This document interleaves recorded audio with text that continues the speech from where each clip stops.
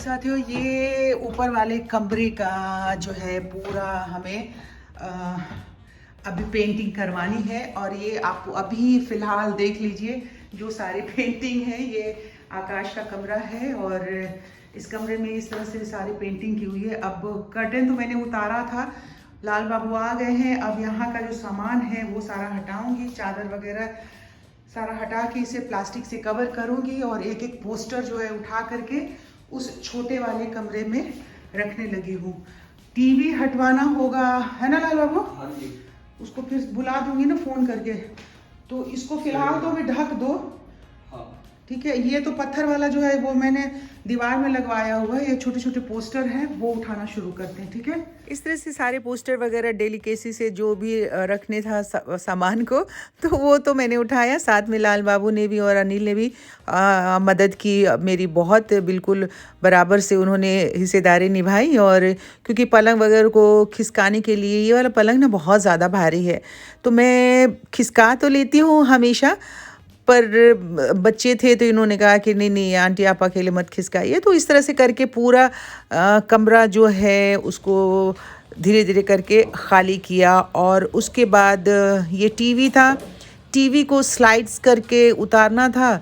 तो पहले तो हमने सोचा कि बुलाना पड़ेगा इलेक्ट्रिशियन को, क्योंकि मेरे वाले कमरे में जब टीवी हटवाया था ना, उसके अंदर से स्क्रू ड्राइवर से बिल्कुल टाइट किया हुआ था और ये स्लाइड करके हम इसे उतार सकते थे। तो हमने टीवी को भी खुद अपने हाथ से भी उतार के रख दिया है।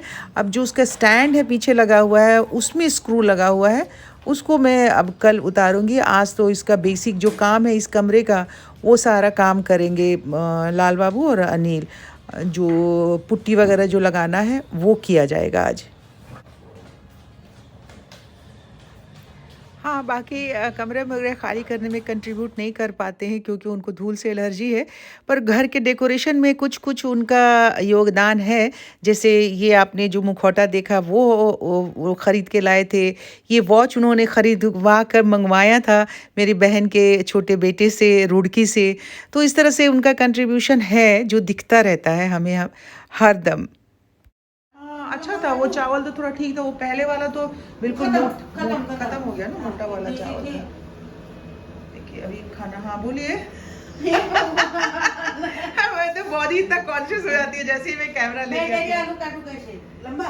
आलू किस चीज में डालने के लिए? भाजा वो जो भाजा, हाँ ऐसे पतला पतला काटिए ना, ऐसे नहीं, ऐसे गोल गोल ऐसे, हाँ ऐसे काटिए। तो इसे काटिए, छोटा आलू है ना।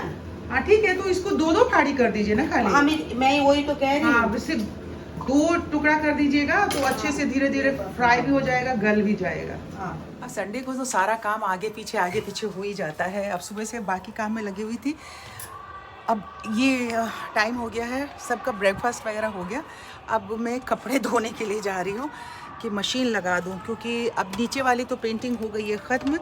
नीचे थोड़ी सफाई कर रही हूँ, आप सब देख ही रहे हैं। और कपड़े अभी लगा दूँगी तो ये धुल जाएंगे। और ऊपर से जो एक चादर निकाली है उसे भी धोना है, क्योंकि वाइट कलर का हालांकि बिछाया था, बट एक बार बेड पे डालने के बाद तो चादर दोबारा फिर से उसे उठा के तय करके रख नहीं सकते। तो ये भी मैं डाल देती हूँ और अभी कपड़े लगा देती हूँ धोने के लिए। ये देख रहे हैं, ये जो किनारे किनारे रबड़ लगा होता है ना, इसमें कितनी सारी गंदगी बैठ जाती है ना। ये एक्वा का कवर है ऊपर का, जो स्टोर करने वाला पानी होता है ना, स्टोरेज का। तो मैं एक्चुअली आई थी यहाँ पे चाय बनाने के लिए।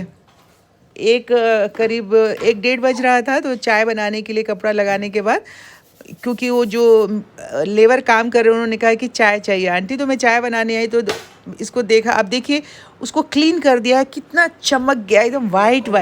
मुझे तो थोड़ी सी ये परेशानी होती है। मैं अब देख करके, वो कहते हैं ना कि देख करके मक्खी तो निकली नहीं जा सकती। अब मैं कोई काम करने आती हूँ, ज़रा सी भी मुझे गंदगी दिखेगी ना, पहले मैं उस गंदगी को साफ़ करने लग जाती हूँ। हालांकि बहुत बार कहते हैं कि भाई जो काम करने गई हो वो काम ख़त्म करके आओ।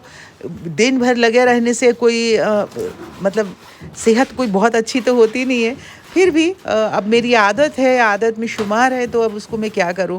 अब मैंने जैसे गंदगी देखी तो देखा, पहले कवर साफ़ किया, कवर साफ़ करने के बाद पूरा एक्वागार्ड को साफ़ किया, फिर उसके पास में नल था, उससे जो पाइप जाती है उस पाइप में भी थोड़ी थोड़ी गंदगी दिख रही थी। तो धीरे धीरे करके पूरा यहाँ पे एक अच्छा खासा मेरा टाइम लग गया इसमें, और इसे बढ़िया से लेकिन क्लीन कर दिया, एकदम चमक गया था नलके वगैरह ना। अब ये देखिए, ये वाला आप देख रहे हैं, इस वाले पोर्शन में देख रहे हैं यहाँ पे गंदगी हो जाती है, इसको नेल से ही हमेशा साफ़ करना पड़ता है, ब्रश से ये साफ़ नहीं होता है। और उसके बाद साफ़ उफ करके देखिए कि इतना अच्छा लग रहा था, अब उससे पानी लेने में भी मुझे आनंद आ रहा था। अब मम्मी को भी चाय चाहिए थी, लेकिन अभी उन्होंने कहा कि संतरा दे दो, तो संतरा खा रही थी, तो मैंने कहा कि संतरा खा लो या फिर चाय पी लो, तो कहती नहीं मैं संतरा ही खाऊंगी। तो फिर मैं उनको संतरा दे आई, और संतरा बैठ के बालकनी में धूप का आनंद ले रही थी और बहुत ही मज़े से खा रही थी। अभी इतना ये सारा काम हो गया है। मैंने आप सबसे कल ये बात कही थी ना कि थोड़ा सा काम इनसे भी मैं करवा रही हूँ, राजू से, जो बैम्बू का काम था, तो ये भी चल रहा है साथ साथ में। अब आज संडे था तो आज तो बहुत सारे काम को निपटाना था, और हमारे लाल बाबू और अनिल ने बहुत सारा काम जो है निकाल दिया है। जो फर्स्ट फेज होता है काम का, ये देखिए कितने सारे क्रैक्स ऊपर आए हुए हैं। पीओपी में इतने जल्दी क्रैक्स हो जाते हैं, और अगर अभी मैं ये इसकी पेंटिंग नहीं करवाती, जो कि अभी तक मना कर रहे थे कमल कि मत कराओ मत कराओ, मैंने कहा कि मैंने जिद पे ये करवाना शुरू किया है, अपने जिद पे कि नहीं मुझे करना है। और सामने भी आप वॉल पे देख रहे हैं कि कितने सारे पीओपी में क्रैक्स हैं। एक्चुअली ये इस कमरे को 2010 में मैंने बनवाया था, ये ऊपर वाला पूरा, और 2010 के बाद समय में ही जो मैंने पेंटिंग करवाई थी ना, उसके बाद से बिल्कुल ही पेंटिंग नहीं हुई। तो पीओपी जो हुआ है, उस पीओपी में देखिए सीलिंग में भी कितने सारे क्रैक्स हैं।